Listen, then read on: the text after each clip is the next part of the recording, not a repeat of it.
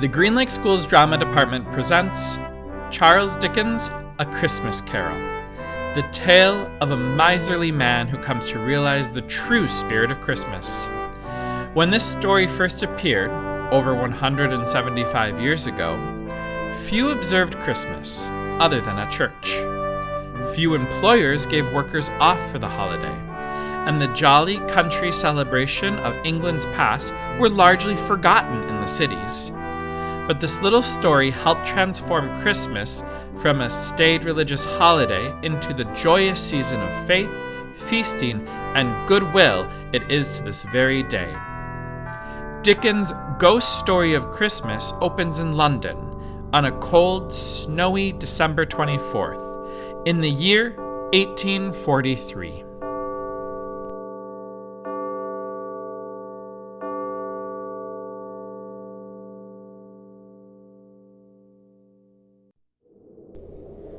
Once upon a time, of all the good days in the year, on Christmas Eve, old Scrooge sat busy in his counting house.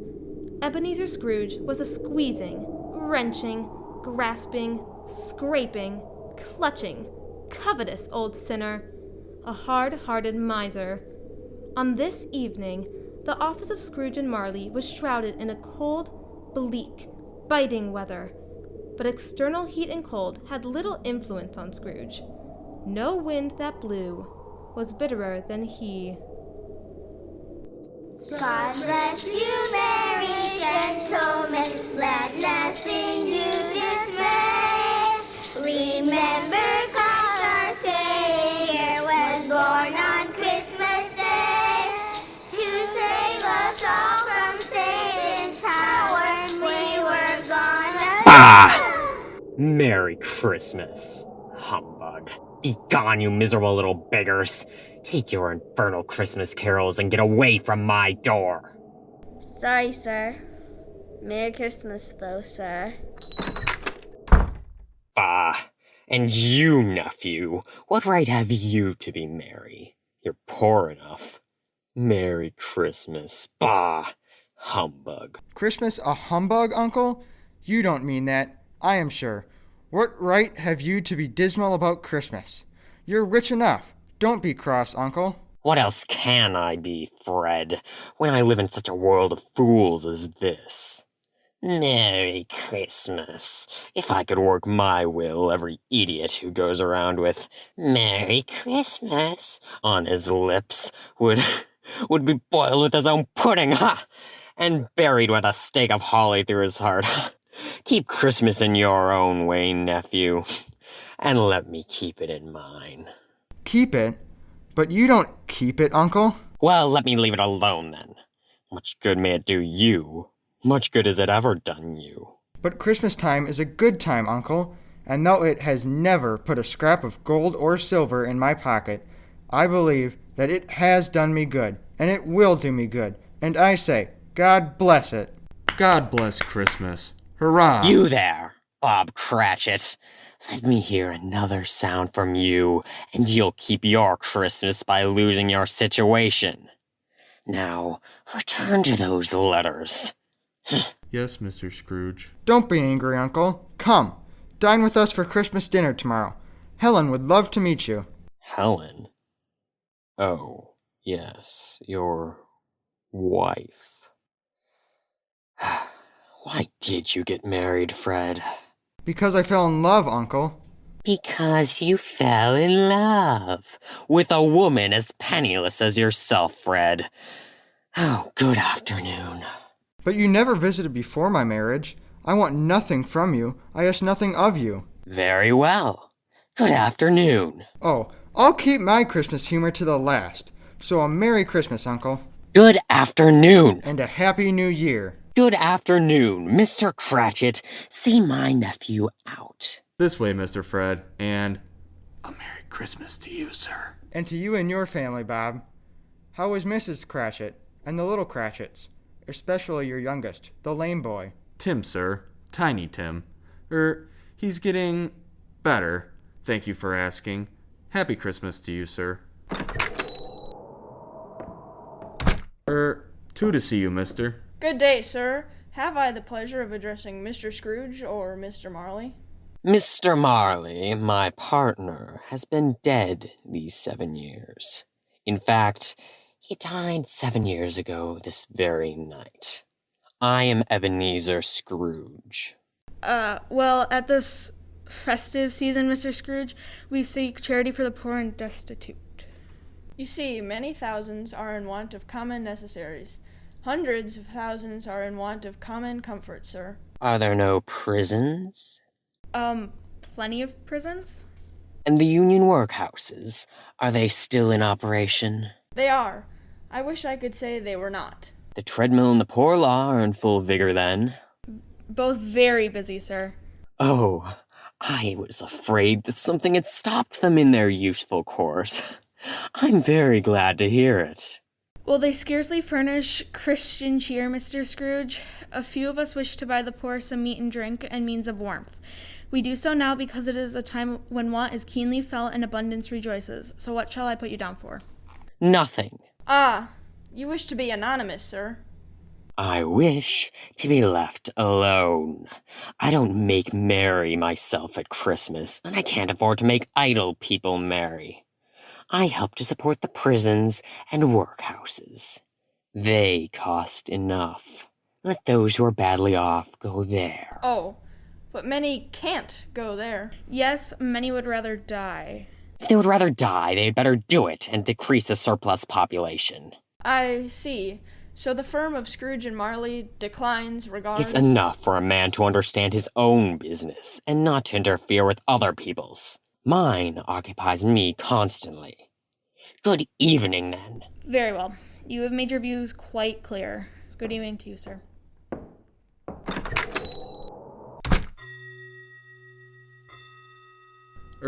Mr. Scrooge? It's 7 o'clock, sir, and it is Christmas Eve. So? Oh. I suppose you'll want all day tomorrow, oh, Mr. Cratchit. If quite convenient, sir. It's not convenient, and it's not fair. You don't think me ill-used when I pay a day's wages for no work? 'Tis but once a year, sir. Poor excuse for picking a man's pocket every 25th of December. But I suppose you must have the whole day.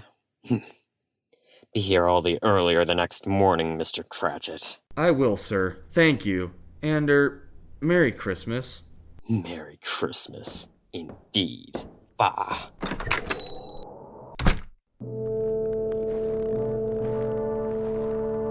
Scrooge took his melancholy dinner in his usual melancholy tavern and walked home through the rolling fog and bitter cold.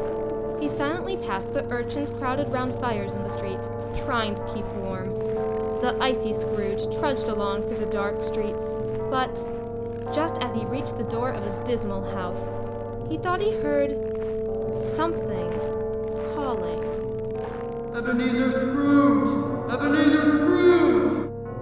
It was the voice of his long-dead partner, Jacob Marley, whose ghostly face appeared on the door knocker. Scrooge hurried inside, closed the door, and locked himself in. He double-locked himself in. He checked the sitting room, bedroom, lumber room, all as they should be. Nobody under the table, nobody under the sofa, nobody under the bed, nobody in the closet. Secured against surprise, Scrooge put on his dressing gown and nightcap and sat down before the fire to take his gruel. When, suddenly... Wow! What is it? Every bell in the house must be ringing. What in the world? Nonsense. Humbug. It's all humbug. I hit... Wait. What's that? Someone's in the cellar. The doors are locked, double locked. Something is coming. Up the stairs. Closer. It's outside my door. It's humbug. I won't believe it.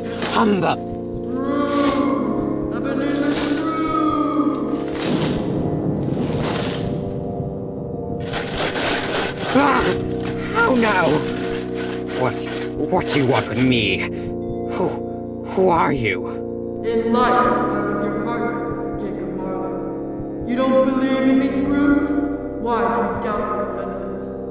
A disorder of the stomach makes them cheats. You're not a ghost. You're just a bit of bad beef. A blot of mustard, a fragment of an underdone potato. Ha! There's more of gravy than of grave about you, whatever you are. Humph! Humbug, I tell you, humbug! Ah, mercy! I believe you, I must. Oh, dreadful apparition, why do you trouble me? Why do spirits walk the earth? Why come to me? It is required of every man that the spirit within him should walk abroad among his fellow men. And if that spirit goes not forth in life, it is condemned to do so after death, doomed to wander the world and witness what it cannot share, but might have shared, and turn to happiness. You are fettered, Jacob. Tell me why. I wear the chain I forged in life, link by link, yard by yard. I am chained by cash boxes, keys, padlocks, ledgers. Witness the weight and length of strong chain you bear yourself, Scrooge. It is a ponderous chain. I see no chain. You shall, on the day of your death. Mark me. In life, my spirit never roved beyond the narrow limits of our money-changing hole. Now, I am doomed to wander without rest or peace. No regret can make amends for one's life's opportunity misused. But you were always a good man of business. Business? Business? Mankind was my business. The common welfare was my business. But it is at this time of the rolling year that I suffer most. I'm sorry for you, Jacob. Is there anything I can do? For me, it is too late. But I have come to warn you of a hope and chance of escaping my fate. You will be haunted by 3 spirits. Expect the first tomorrow when the bell tolls 1. The second, the next night at the same hour. The third, upon the next night, at the last stroke of 12. Without their visits, you cannot hope to shun the path I tread.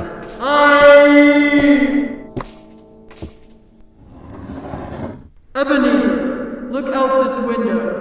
That poor woman and her infant huddled on the doorstep below. Look that you may see for your own sake. Ghosts, phantoms, hundreds, chained, just like yourself. They surround the woman. They're not haunting her. They're pleading. Can't she see them? Their anguish? Why do these ghosts lament, Jacob? Why do they wail? They seek to aid her. They seek to do good in human matters, but have lost their power. Forever! They wail in unceasing torture and remorse.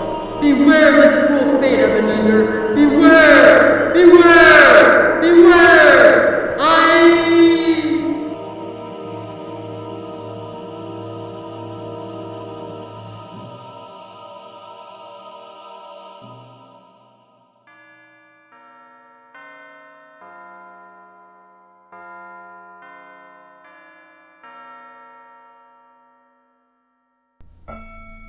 Scrooge awoke. He was lying on his bed, still in his robe. Was Marley's visit a dream? Or not? He decided it was a dream, and nothing more, but suddenly... The curtains of his bed were drawn aside, and Scrooge found himself face to face with the unearthly visitor who drew them. It was a strange figure, like a child, yet not so like a child as like an old man. Ebenezer Scrooge? Are you the spirit whose coming was foretold? I am the ghost of Christmas past. Long past? Your past. I come for your welfare. Rise, Scrooge, and walk with me. What? Out the window? But I am mortal and liable to fall. Bear but a touch of my hand upon your heart, and you shall be upheld in more than this. As the words were spoken, they passed through the wall and stood upon an open country road with fields on either hand. A little market town appeared in the distance, with its bridge, its church, and winding river. It was a clear, cold winter day. with fresh snow upon the ground. Do you recognize this place, Scrooge? Good heavens, I was bred in this place. I was a boy. Look, that coach going by. My schoolmates, Ford and John. Merry Christmas. They're from Norfolk coach, taking them home for the Christmas holiday. Hello, Johnny, Chloe, it's me, Ebenezer. Wait, these are but shadows of the things that have been. They have no consciousness of us. Come.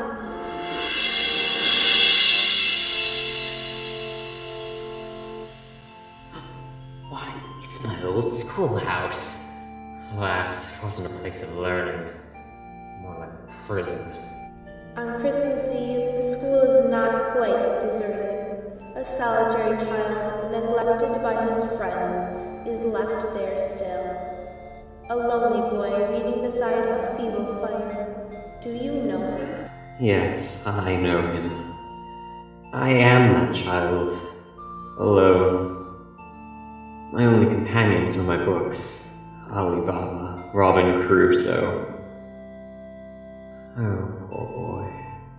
Oh, I wish. But it's too late now. What is the matter, Scrooge? Oh, nothing. There was a boy singing a Christmas carol at my door last night. I should have liked to have given him... or something. That's all. Let us see another Christmas. Come. Why, it's me. Years later, but... still away at this dismal school, alone on Christmas. Ebenezer? Ebenezer! It's Fan, my sister. My beloved Fan. Dear, dear brother, I have come to bring you home. Yes, home. Home forever and ever. Father is so much kinder than he used to be. That's home like heaven. We're to be together all Christmas long and have the merriest time in the world. Come with me. Let us go, Ebby, this way. Your sister was always a delicate creature, whom a breath might have withered, but she had a large heart. She died a woman, but had, as I think, children, no? One child. My nephew, Fred. Oh, how he does resemble his mother. Come to another Christmas past, a celebration.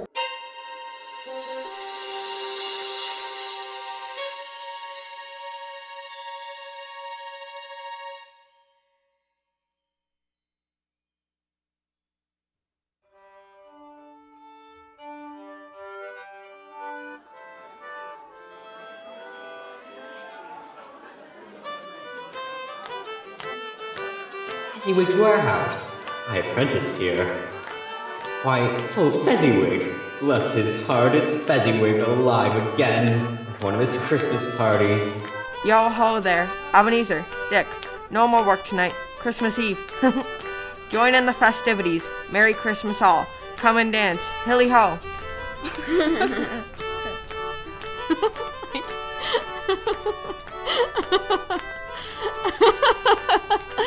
Hands hop round and back again, down the middle and up again, round and round, advance and retire, old top couple bow and back, new top couple start off again, advance and retire, both hands to your partner, bow and curtsy, corkscrew, thread the needle and back again to your place. Well done, my friends, well done.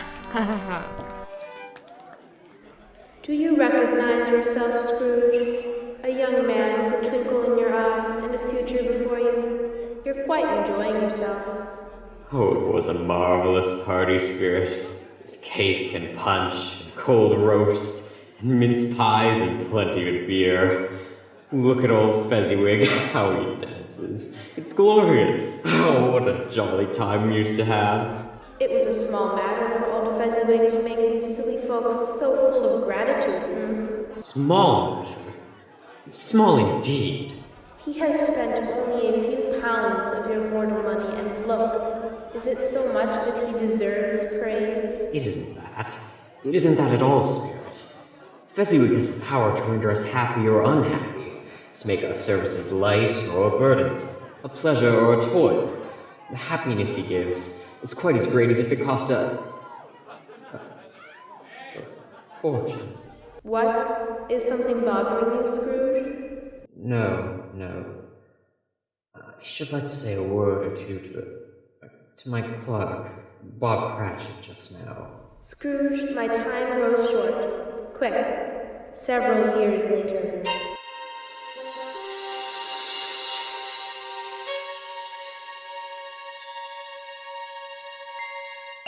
Ah, Belle, as beautiful as ever. A penniless girl who loved you, Scrooge. And I her. It didn't matter that she had no dowry. We were so happy together. Until your career with Jacob Marley came between you. As you gained, so you lost. Do you see yourself, Scrooge? You're older now, a man in the prime of life. Your face has begun to wear the signs of care and avarice. Your eyes are greedy, the eager, restless eyes of a miser. No! Spare me this! Not this spirit. No! This music box is a beautiful gift, Ebenezer, but I realize I matter little to you, very little. To protect yourself from a hard, cruel world, you have become hard and cruel in response.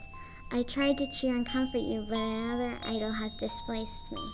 What idol could ever displace you, Belle? You now worship a golden idol. I have seen your nobler aspirations fall off one by one. Oh, Ebenezer, you have become another man. I wanted security. Success for you, Belle. I seek tenderness, not riches. Therefore, even though it is Christmas, I release you from our engagement with a full heart, for the love of him you once were. No, Belle. Don't. Dear Ebenezer, may you be happy in the life you have chosen. Belle, no! Spirit, show me no more. Why do you torture me? Remove me. I cannot bear it. Haunt me no longer.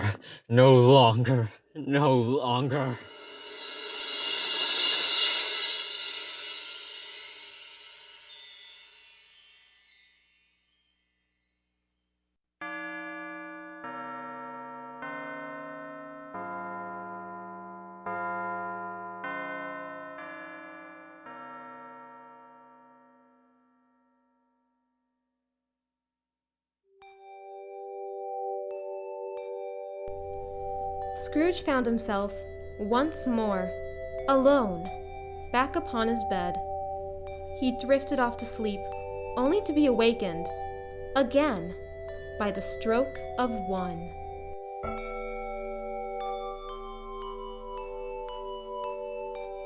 Scrooge gradually noticed a great blaze of ruddy light glowing from beneath the door. Something was in the outer room. Come in, Ebenezer Scrooge, come in!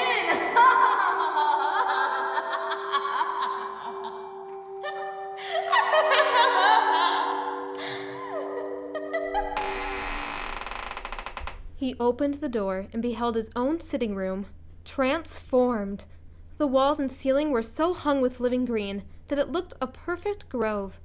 Around the blazing fire lay a feast of meats and fruits and seething bowls of punch, and there sat a jolly giant, glorious to see. He bore a glowing torch, shaped like Plenty's horn, and held it up, high up, to shed its light on Scrooge as he came peeping round the door. Come in and know me better, man. I'm the ghost of Christmas present. You have never seen the like of me before. O spirit, conduct me where you will. I went forth last night on compulsion. It learned a lesson which is working even now. Tonight, if you have aught to teach me, let me profit by it. Profit still, Scrooge?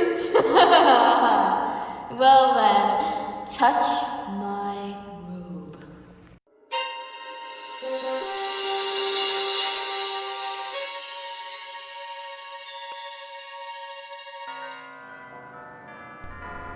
And instantly they were transported to the streets of London on a bright Christmas day.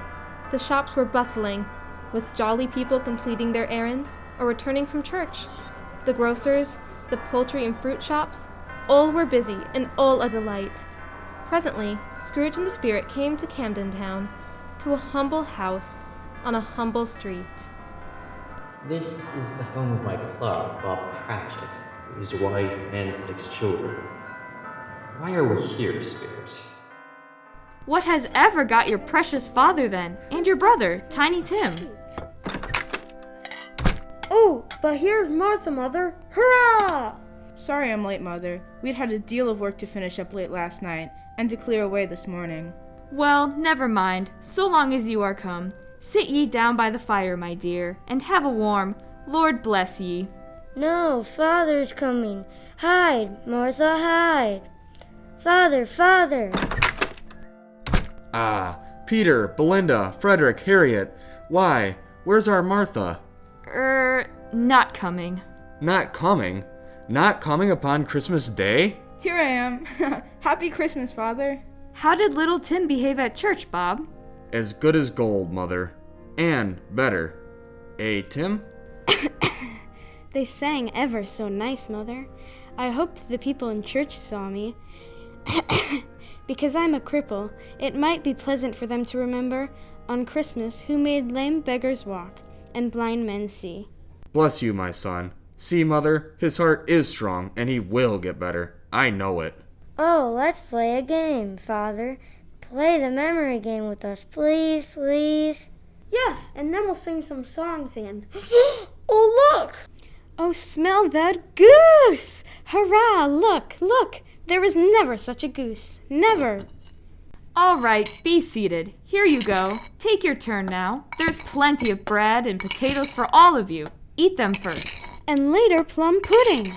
Ooh, plum pudding. Plum pudding. Martha, dear, sit next to Tiny Tim and make sure he eats plenty. He must stay strong and well, if anything should happen to... Oh, Mother, don't even think that. I'll see that he eats well. Here, Tim. Quiet, please. Quiet. Such a feast requires a Merry Christmas to us all. God bless us. God bless us. God bless us, everyone. Tell me, Spirit. Tell me if Tiny Tim will live. I see a seat by the chimney, and a crutch without an owner, carefully preserved. If these shadows remain unaltered by the future, the child will die. No. Oh no, kind Spirit. Say he'll be spared. Why? If he'd be like to die, he'd better do it, and decrease the surplus population. Oh, you used my own words against me. Yes! Perhaps in the future you will hold your tongue until you have discovered what the surplus population is and where it is. It may be that in the sight of heaven, you are more worthless and less fit to live than millions like this poor man's child. Now the punch. Steaming hot. Take your turn. There's enough for a toast. And one after that. A toast to Christmas. Here. I would like to propose a toast.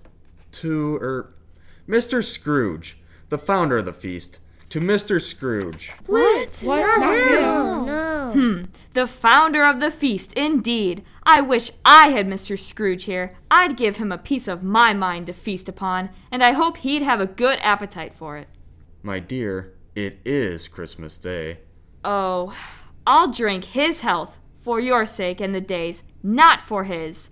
Long life to him, a Merry Christmas and a Happy New Year. He'll be very merry and very happy, I have no doubt.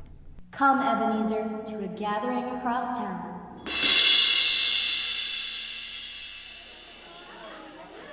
My nephew Fred, his wife Helen, and their many hungry friends. And then he said Christmas was a humbug, as I live. And he believed it too. Ha ha! More shame for him, Fred. I'm sure he is very rich. At least you always tell me so. What of that, my dear wife? His wealth is of no use to him. He doesn't make himself comfortable with it. But here, a toast, a Merry Christmas and a Happy New Year to the old man, whatever he is. He wouldn't take it from me, but he may have it, just the same, to Uncle Scrooge. Uncle Scrooge. Come, Ebenezer. There is much more to see. Men who keep Christmas in their hearts. Come.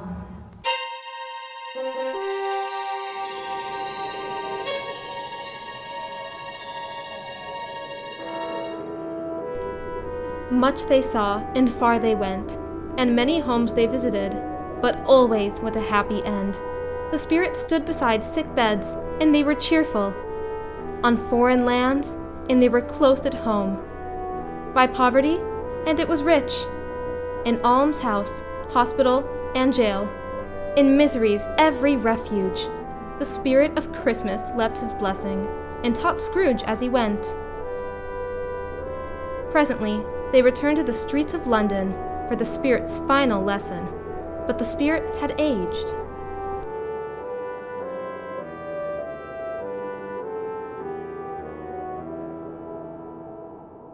My life upon this globe is very brief. My time with you, Ebenezer, is almost done. Have you gained by what I have shown you of the good in most men's hearts?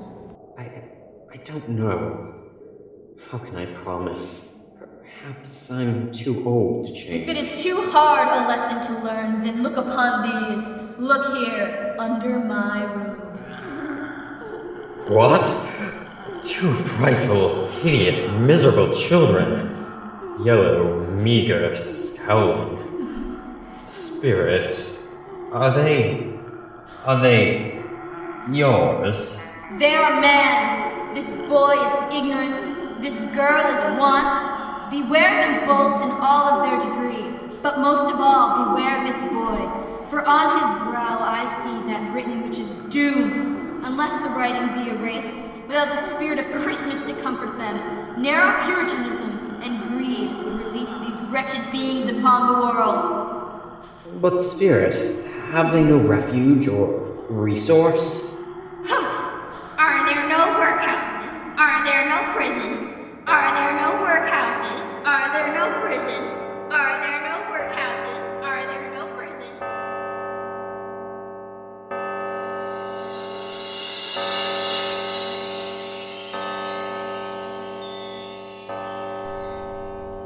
And with that, the ghost of Christmas present dissolved into the mist, and Scrooge stood alone upon the street.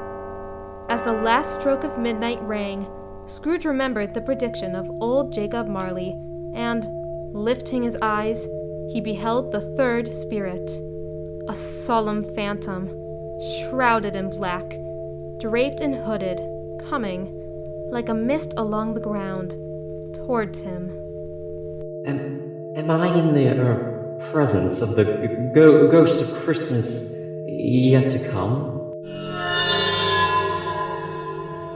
You are about to show me shadows of the things that have not yet happened, but will happen? Spirit, will you not speak to me? Oh, ghost of the future, I fear you more than any spectre I've seen. But as I know your purpose is to do me good, and as I hope to live on to be another man from what I was, lead on. The night is waning fast, and it is precious time. To me, lead on.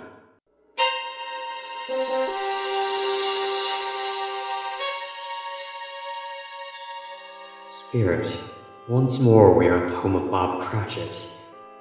But it is different, so quiet. What is it, Spirit? What kind of Christmas day is this?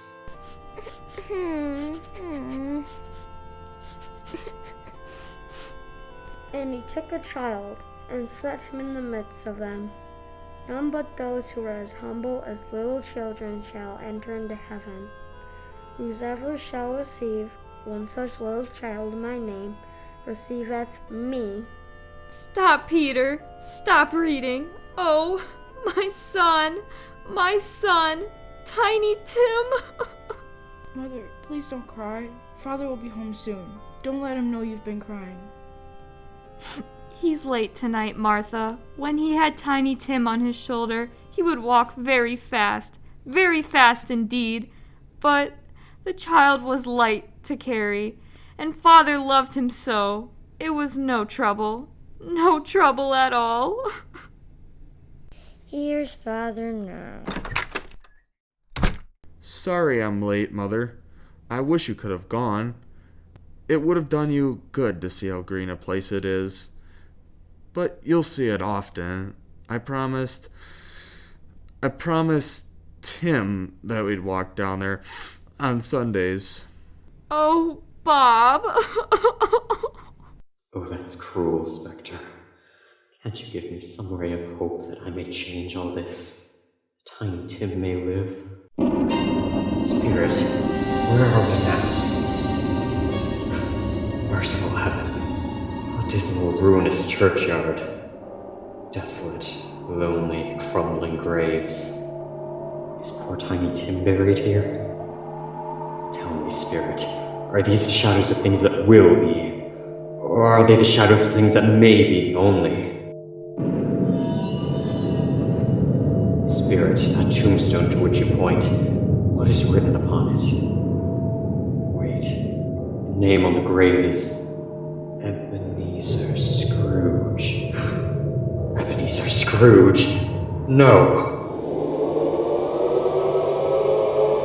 Why show me this if I am past all hope? Am I to become like Jacob Marley? Like the other cursed ghosts? Chained, wandering the earth forever? No! No! Spirit, hear me.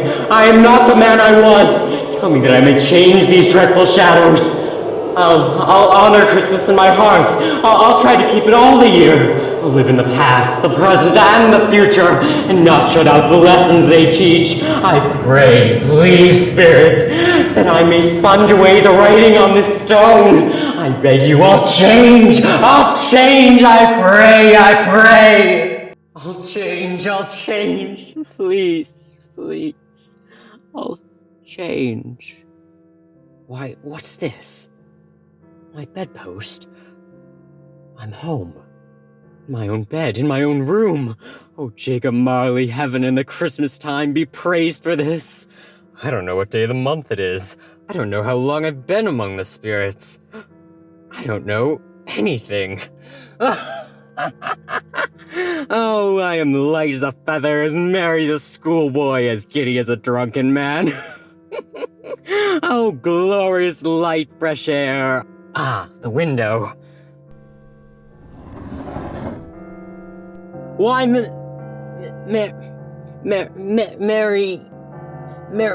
Christmas!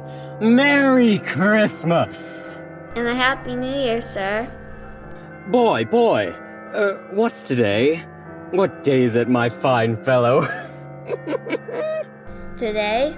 Why, it's Christmas Day, sir. Christmas Day? I haven't missed it. The spirits have done it all in one night.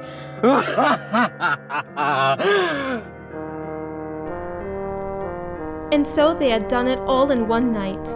Scrooge sent the boy to buy the prize turkey and have it delivered to the CRATCHIT family as an anonymous gift. Then, the new Ebenezer Scrooge dressed himself all in his best and got out into the streets of London. By this time, people were pouring forth, and Scrooge regarded all with a delighted smile and hearty holiday greeting.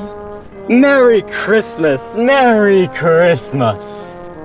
Merry Christmas, sir.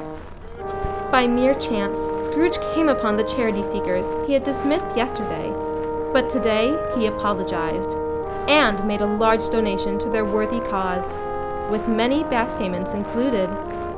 He continued to the door of his nephew, Fred, who was in the midst of Christmas dinner with his wife and their many hungry friends. Uncle Ebenezer? Why, I can't believe you're really here. At my home on Christmas? I've come to beg your pardon, Fred, for the things I said about Christmas. That was a humbug. Ah, well, I don't know what to say. Do come in. Helen, look. Who? What? Well, may I present my wife, Helen? Uncle Ebenezer, I never expected this of you. Oh, Helen, So pleased to meet you, but can you forgive an old fool? Of course, Uncle. Of course. We'll join the feast. Set another place at the table. Here, here. Raise your glasses, all. I propose a toast. A toast to Uncle Scrooge. To Uncle Scrooge. And so, Ebenezer Scrooge rejoined his family, and rejoined the family of man. The next morning, Scrooge was early at the office. If he could only be there first, and catch Bob Cratchit coming late, that was the thing he had set his heart upon. And was Bob ever late? The clock had struck 9. No Bob. 1:15. No Bob. Finally.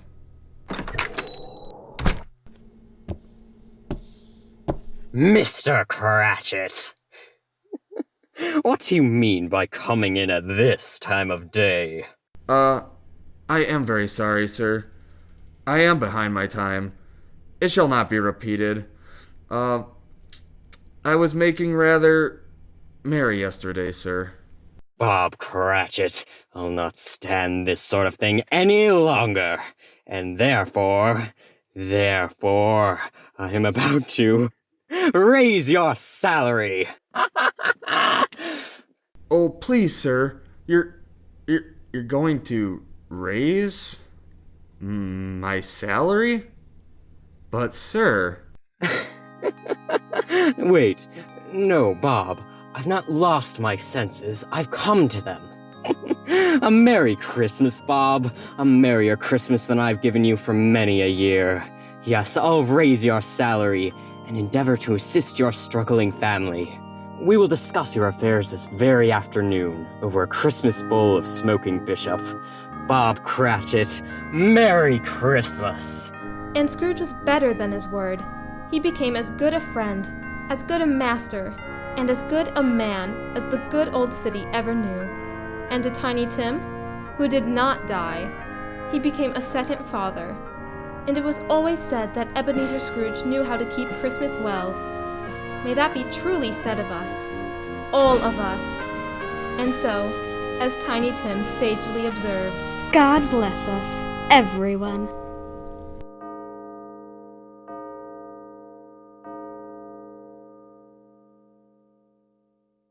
Ladies and gentlemen, all through our holiday playhouse, not a creature is stirring that doesn't wish our radio audience a Merry, Merry Christmas. This goes for all of us, from our Walla Walla vocalizers, Merry Christmas. From our sound effects crew of joyful noisemakers, Merry Christmas. You get the idea. From our director and engineer, Merry Christmas. And from our wonderful cast, Merry Christmas. Merry Christmas. Merry Christmas. Merry Christmas. This story was adapted for radio and scored by Anthony E. Palermo. If our little production has provided you and your family with good cheer, then you have only to thank Charles Dickens, the founder of our feast in this fairy tale for the ages, especially our own. This has been a very merry production of the Green Lake School's Drama Department.